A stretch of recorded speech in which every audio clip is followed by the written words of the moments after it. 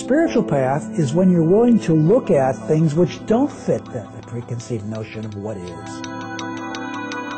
Welcome, beloved viewers, to Science and Spirituality on Supreme Master Television.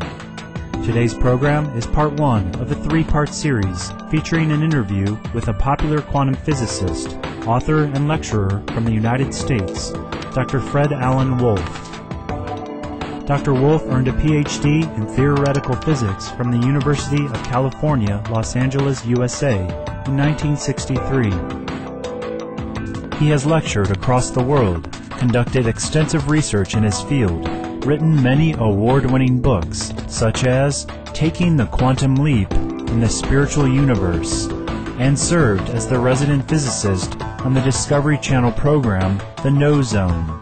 Dr. Wolf has appeared in popular films such as What the Bleep Do We Know and The Secret.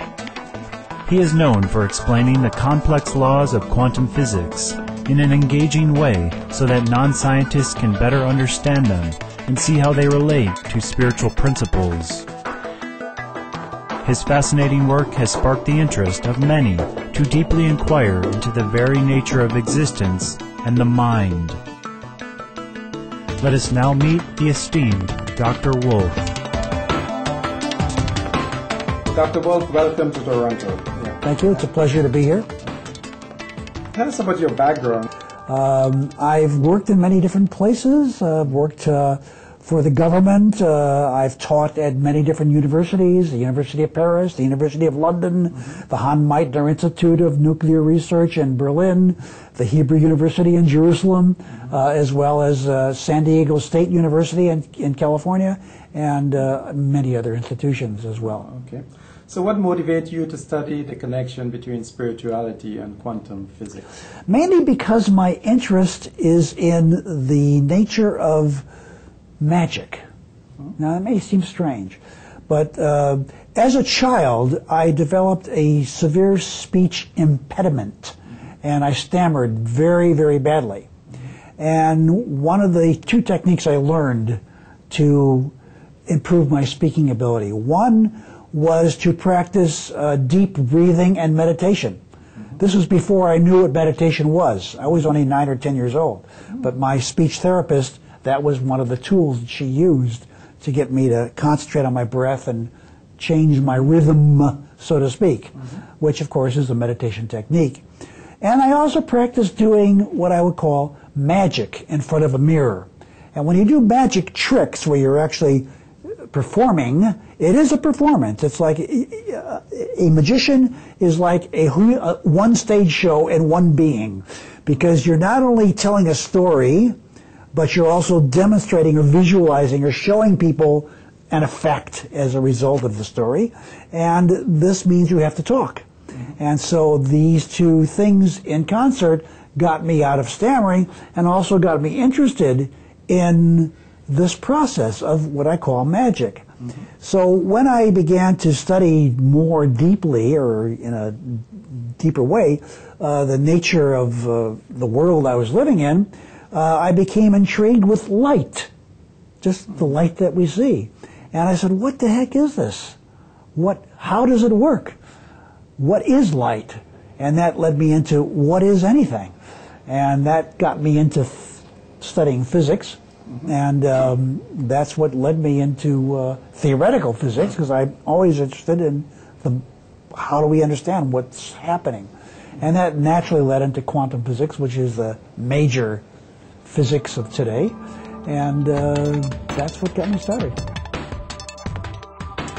The Buddhist sacred text, the Flower Ornament Sutra, says, "Our perception of the three realms arise from the mind," as well as, "The mind is like a master painter, experienced at painting all sorts of things."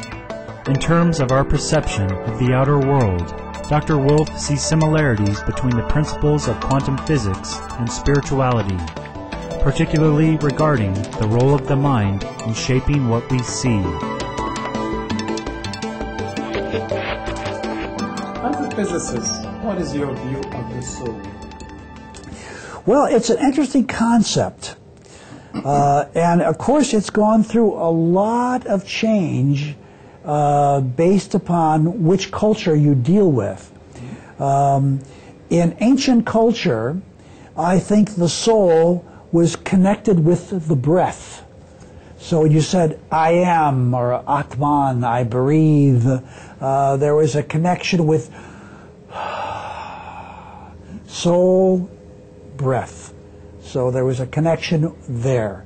That as long as a person was breathing, he was, quote unquote, souling. His soul was present. It was interacting. It was so there was a connection with that. And since it was like breath, invisible to the eye, the soul was some kind of invisible presence. And so the natural tendency was, as we became more and more enlightened to some extent, was to associate the soul with something with more than just the breath, something which inhabited the body, like an apartment dweller inhabits an apartment. So these are the concepts. From a physics point of view, it became more, it became, let's say, curious in a certain kind of funny way. Because in quantum physics, we learned something about reality as not being out there by itself.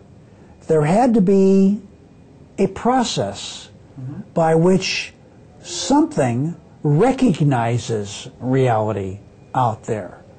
And by recognizing or cognating or becoming aware of reality out there, where out there can mean anything from the tip of your nose to the planet in the sky to the person across the street to anything at all, that this process of noticing, this process of becoming aware involved a recognition, a consciousness, a mind.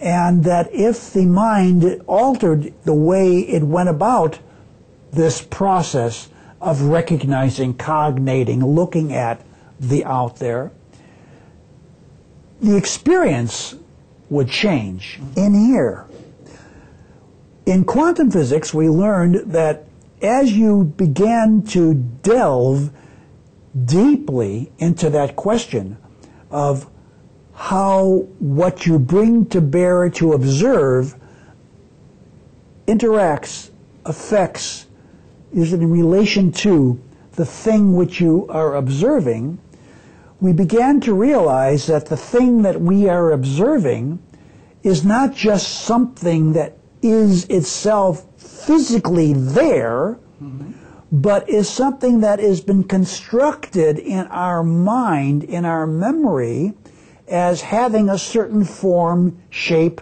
size, material substance, all the various attributes we call physical reality.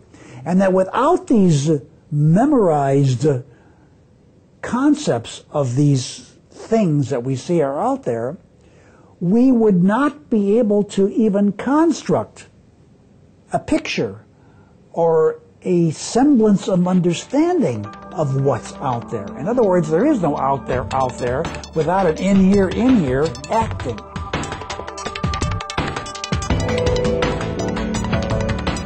Quantum physics is highly complicated and deals with things which are not perceivable in our physical surroundings. Rather, we must rely on models created by the mind to grasp them.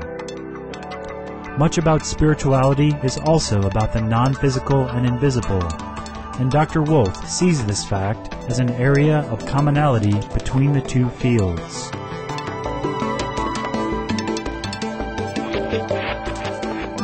As you delve even deeper into things that are subatomic or submicroscopic, things which we can't see with our naked eye, we find that the very things we're looking at themselves are fuzzy. They're not rigid. Things of macroscopic, that is large-scale size, that we can see with our naked eye, they're not so fuzzy. They're pretty solid, and that's how we've come to agreement about what's this and what's that. We say, that's a ball and that's a chain. That's a ball and that's a person's hair. They're not the same thing. We have a way of describing that because we can see it. But when you're talking about atoms and subatomic matter, we can draw only pictures in our mind because we can't really see these things. And in fact, what we bring to bear to look at these things alters them. So the current thinking right now is there really is no actual thing out there if we're talking about subatomic matter, atoms, subatomic matters, things which make up the nucleus of the atom, the so-called quarks, and the things we call bosons, which are little particles which mediate the relationship between the quarks, which then hold the nucleus together, called gluons. When we begin to look at these various pictures we have, which are theoretical in our mind, never seen any of these things. We do them to give us some structure so that when we do experiments and look at the results of the experiments, the model will help us explain why the results look the way they look. So that's what we do in quantum physics, is that we make up a model in our mind that we never really ever see, that we then say is what's happening at that level. We have to see them only as the experience we have of being conscious. And so this is where the two, I think, come into alignment with each other. The quantum physical view that it's only when you bring your mind into the picture that you begin to make pictures of what's going on at the subatomic level is very similar to what you do when you bring your mind into your spiritual presence. You make a picture of what that spiritual presence is. And so there's a similar process, I think, going on. So if I understand you, what you're saying that there is a link between quantum physics and spirituality. Well, I don't know if I would call it a link in the sense of there's a chain holding those two together.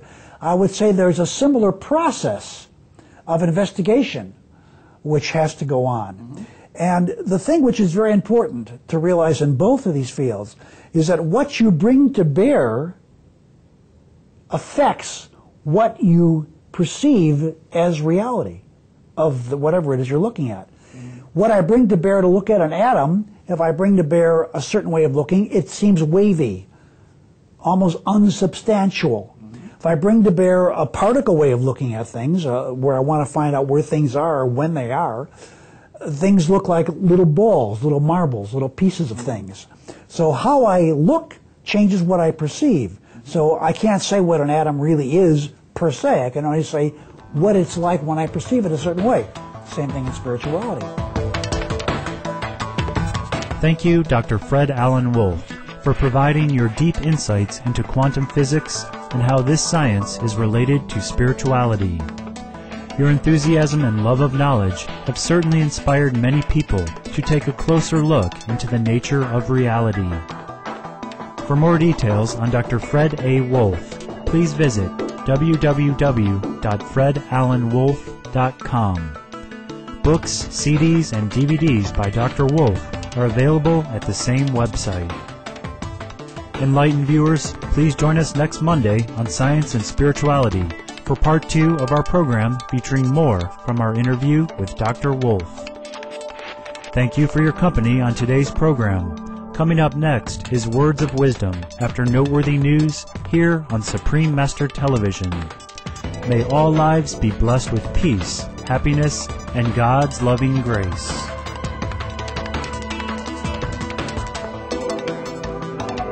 For more details, please visit www.suprememastertv.com/SS